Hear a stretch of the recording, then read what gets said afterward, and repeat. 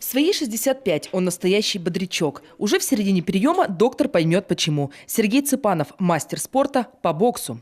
Врачей не избегает, но встречается с ними только на профосмотрах.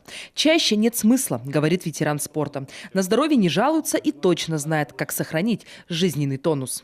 Надо беречь себя, значит, это правильное питание, спортивный режим, вовремя отдыхать, вовремя учиться, все делать по плану.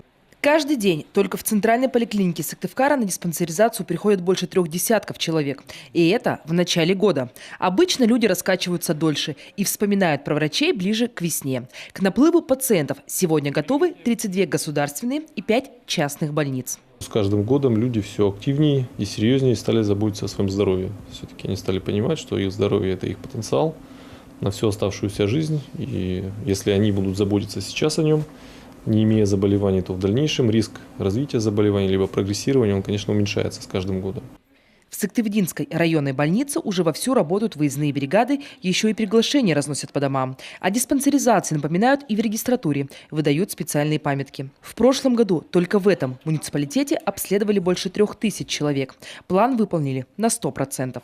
Но не за статистикой гонятся медики. Практически у каждого 3-го пациента находили факторы риска и ранее невыявленные заболевания. Чаще всего выявлялась избыточная масса тела, курение и нерациональное питание. Из заболеваний это ГБ, всякие хронические заболевания воспалительных органов малого таза. В этом году диспансеризация ждет больше 130 тысяч жителей Коми. Обследование проходят люди старше 21 года и дальше с 3-летним интервалом. Сейчас диспансеризация является наиболее адресной и рассчитана на выявление заболеваний, неинфекционных, в том числе, в первую очередь, заболеваний, которые влияют на основные причины смертности. Это раковые онкологические заболевания, заболевания сердца и сосудов. А еще особый подход к тем, кому за 75. Внимание врачей будет направлено на выявление остеопороза и слабоумия. Те возрастные пациенты, кто не сможет прийти на прием сам, могут пригласить медиков к себе домой.